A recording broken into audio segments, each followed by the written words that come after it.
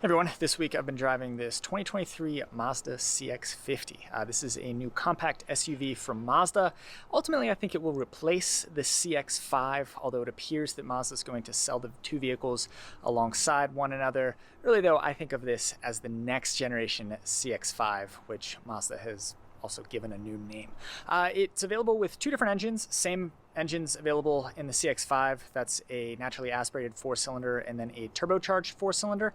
The turbocharged 4-cylinder makes 227 horsepower and 310 pounds-feet of torque if you fill it up with regular gas. And then if you use premium, those figures are 256 horsepower and 320 pounds-feet of torque. Mazda's the only car company that does it that way. Kind of odd. The new CX-50 here is built on the same platform as the Mazda 3 and Mazda CX-30. And beyond that, there's really not a whole lot that's new here, but that doesn't mean that the CX-50 isn't a comfortable and economical compact SUV. So on that note, let's do a little tour of the new CX-50 and then take it for a drive. These days, Mazda likes to toe the line between mainstream and luxury. I would call the styling of the new CX-50 here somewhat upscale. You can be the judge, though. You'll notice the grille surround and insert are both black. Mazda emblem is still chrome. Then down below here, this kind of looks like a skid plate. It is most definitely not a skid plate, though. It's just painted plastic. Mazda is trying to lean into an adventure theme with the new CX-50. I don't really see it, but yeah, that's where that fake skid plate comes from. Here's the key. I have it out already because there's kind of a fun design element with the lights down here. So these are your turn signals. There's also one in the side there. And then the headlights are these two units right here. So low beams and then high beams on the inside. Moving down the side, these are 20-inch wheels, pretty large. They are both black and silver, and then there are some big plastic fender flares because, again, Mazda, I guess, wants you to think this is kind of an adventure vehicle. Moving down the side, again, more plastic. The mirror caps are black. Up top, you've got a pretty big panoramic sunroof. We'll take a look at that in a minute. You'll notice some silver roof rails here. Around back, there's a chrome element at the back of the back window there. Around back, taillight design is kind of fun. You can see inner and outer LED lighting there. As for badging, it says CX-50 all-wheel drive, Mazda emblem, and then Skyactiv G Turbo. That's the branding that Mazda attaches to this engine. Power tailgate, this is a fully loaded Premium Plus model. Stickers at about $43,000, so you should expect a power tailgate at that price point. As for the cargo area, I know it's a little bit dark. Something I noticed right away, the sides are really slabby, and that's something you find more often in European SUVs. And I was a little bit surprised to find it here in the CX-50, which is designed for and built in the US. Anyway though, as for cargo volume, it's pretty similar to what you find in the CX-5. I have some figures that we'll take a look at in a minute. As far as amenities back here go, you've got LED lights, well, just one LED light. There is a handle that allows you to put down the second row seat backs. That's handy. There are provisions, it looks like, for a cargo cover, although this loaner doesn't have one currently. And then down here, these are a little bit disappointing. These are tie-down points, but they're plastic. So I could pretty much rip this out with one finger if I really wanted to. So I would not be relying on these tie-down points to tie down any heavy cargo, that's for sure. Then one more thing, it looks like there are provisions for maybe a cargo net. There are 4 of them. Not sure what exactly those would be for. Cargo net is my best guess. And then one more thing. There is a 12-volt outlet right there. Then underneath here is your spare tire. It's a little space saver spare made by Kenda.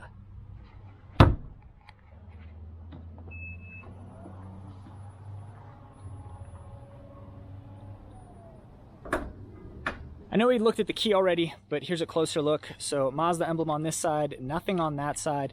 The buttons are down the side. So lock, unlock, push and hold for the rear hatch, and then push and hold for panic there.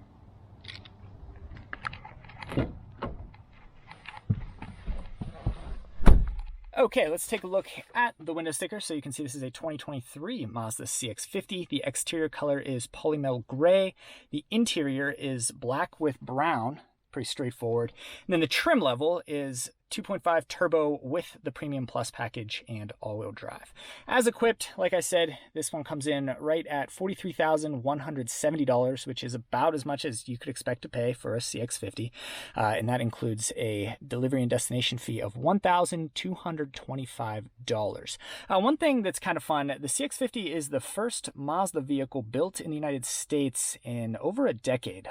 This car is built alongside the Toyota Corolla Cross at a new Toyota and Mazda joint venture plant in Huntsville, Alabama. According to the EPA, fuel economy comes in at 23 mpg city, 29 highway, and 25 combined. Those figures aren't great, aren't terrible. Right in the middle. One more thing, I've jotted down some dimensions here. Mazda markets the CX-50 as being bigger than the CX-5, so I did a little research to see just how much bigger the CX-50 really is, and it's not much. So the CX-50 is 5.7 inches longer and 3 inches wider than the CX-5. And then here we've got a comparison of cargo volume and second row legroom. To me, those are the most telling dimensions when it comes to a vehicle's size. Two different numbers there for cargo volume. The first is with the second row up, and then the second is with the second row folded down.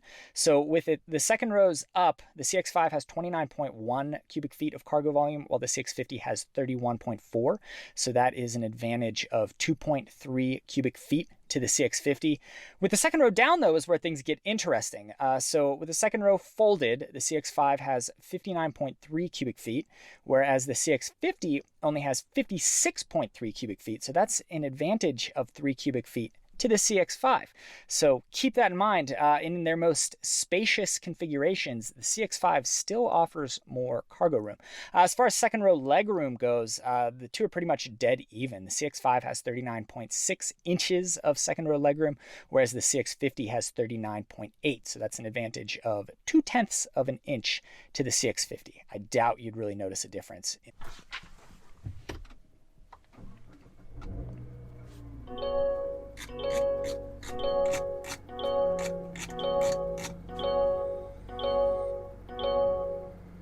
This car does a lot of beeping. I wonder if that's a programming issue, given that this is an early production unit.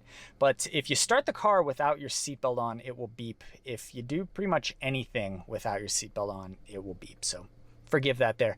As far as the interior goes, as one would expect from a Mazda, it's pretty nice. The design is really sleek and modern. This design in particular is maybe a little chunkier than some other Mazda products. So you've got these vents on either side of the gauge hood, and then a vent over there. This one's kind of funny. Here is the passenger's second vent. It's kind of hidden in this trim piece here. If you had better lighting, it kind of stands out. And then there's a depression right there in this. It's actually really nice foam padded leather material here with some, you can see the stitching there is pretty nice too. Top of the dashboard is rubber. That's really nice, as is tops of the door panels, at least up front here. There's more of that leather with stitching on the door here. This is pretty soft and cushy. The window controls feel really nice.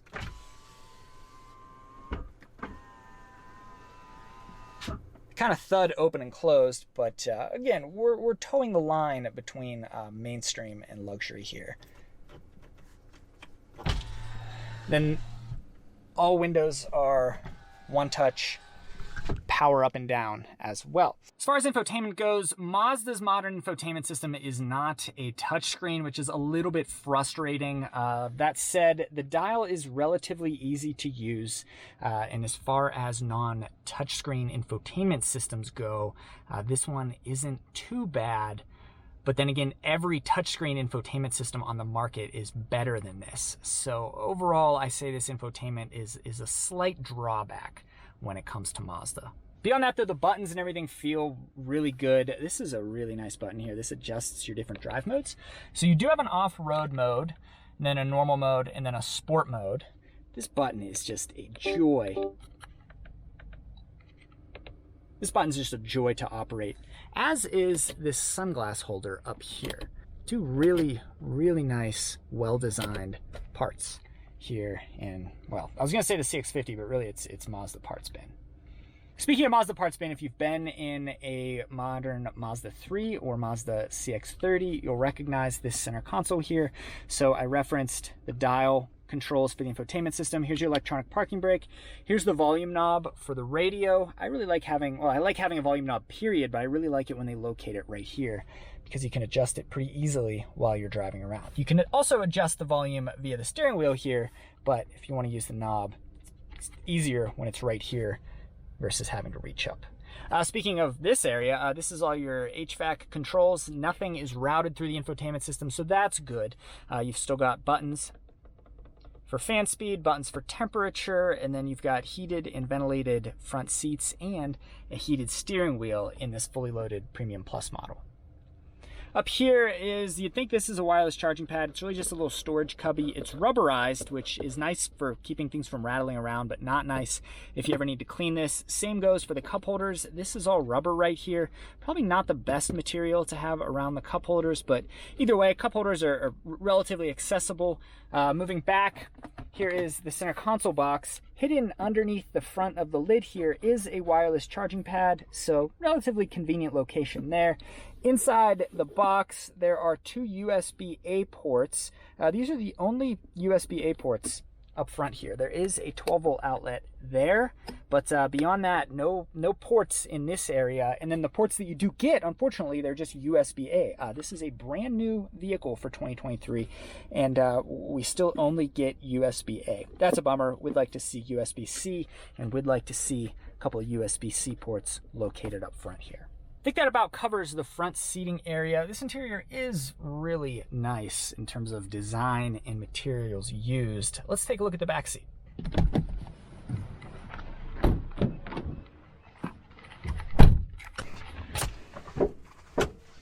Okay, so here we are in the back seat of the 2023 Mazda CX-50. And you can see I'm about 5'11". That's where I have the seat when I'm driving.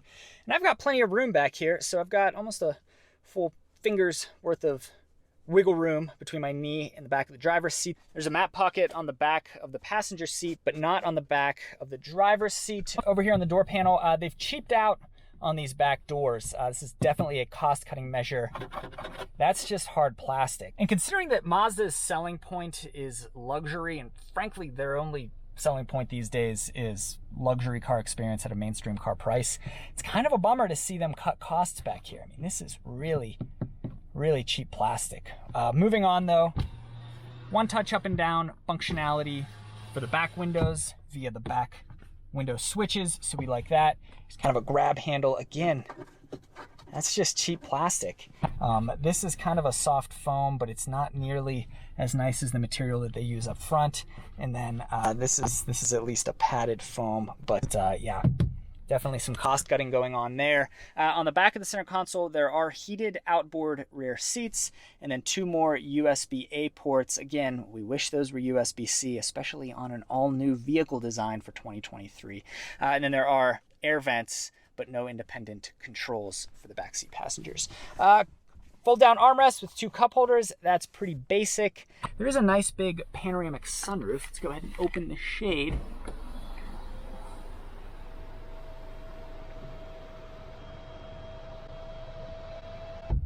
So with that shade open, a lot of light is let into the cabin. I actually really like this sunroof. There's a better look at that cheap plastic. Ugh.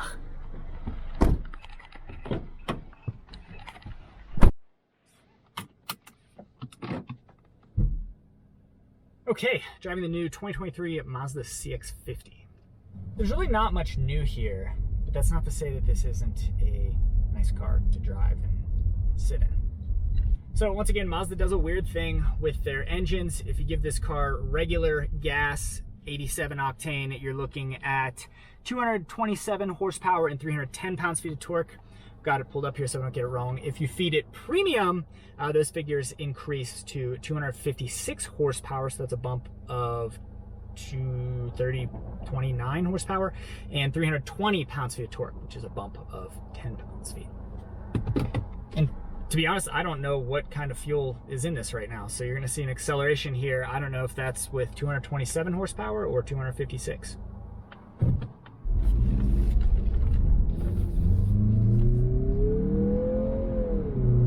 So 40, 50 miles per hour, and there's 60. So felt relatively quick. I'm gonna go out on a limb and say they filled this up with premium before they dropped it off. So it feels relatively quick. I wouldn't really want more power than that. It's not a fast vehicle, but it is quick, and it's pretty nice to drive. Steering wheel feels pretty good. Handling is sharp. Let's go ahead and put it in sport mode. One drawback is that this still uses a 6-speed automatic transmission. I don't know of any other new vehicles on sale today that use a 6-speed. Certainly none of this vehicle's competitors still use a 6-speed. They've all moved to 8, 9, or 10-speed transmissions. But yeah, Mazda still uses a 6-speed. Not sure why. You do get paddle shifters. Paddle shifters are fun to use with the 6-speed. It does feel a little bit more responsive in sport mode. This interior is really nice. I've always liked Mazda's interiors. I think they do a really good job. The materials, at least in the front passenger area, are really nice. The rubber's nice, the stitching's nice, the leather's nice. The dashboard is even somewhat padded. The layout is good, aside from the infotainment system not being a touchscreen. It uses the dial. I don't love the dial, but the dial is nice to use, if that makes sense. Like, sounds good. That's kind of something that Mazda has perfected. They've perfected all the touch points and all the sounds, like the buttons, the sounds, the turn signal, tone, little things like that do make a difference, and that's all part of the value proposition of the CX-50 and of every other vehicle in Mazda's lineup. The steering wheel is a unique shape. There's a flat portion where you rest your thumbs. So if you were to cut this wheel in half, it wouldn't be a perfect circle. It would be mostly a circle, but then there'd be a flat spot. Backup camera is really nice. You get a really widescreen view. It makes use of the entire infotainment screen. It's pretty bright. It's not distorted. The colors are good. It's a little bit grainy, but it's not too bad. It's not washed out. Yeah, this is one of the better backup cameras that I've experienced. Same goes for the 360-degree top-down view.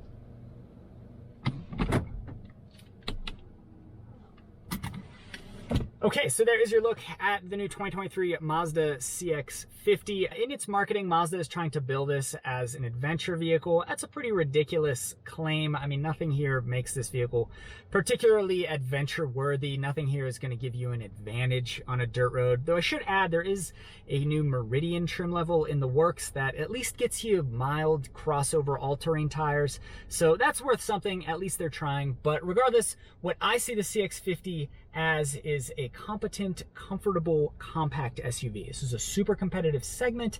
The CX-5 was a really competitive offering in this segment for a number of years, and the CX-50 here is just the follow-up to that vehicle. It uses Mazda's new nomenclature that adds a 0. So first you had the CX-30 as a replacement for the CX-3. Now you've got the CX-50 here as what will ultimately be the replacement for the CX-5. There's not a lot here that's new. I think Mazda's powertrains are starting to get pretty dated. My guess is that down the road, when all this automotive industry consolidation finally takes place, we're going to see Toyota absorb Mazda, and I think probably Subaru too.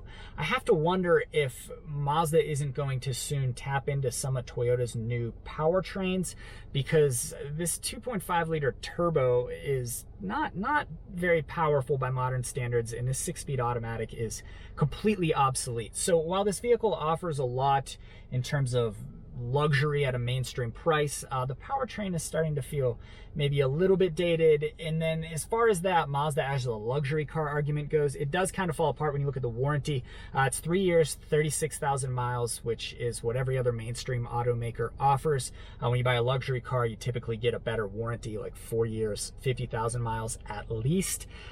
So there is that. But overall, if you're looking for a mainstream vehicle, but you have luxury car tastes, I think you're going to find a lot to like in the new CX-50 here. And the same goes for pretty much every other Mazda vehicle on sale. So that is my look at the new Mazda CX-50. Thank you for watching.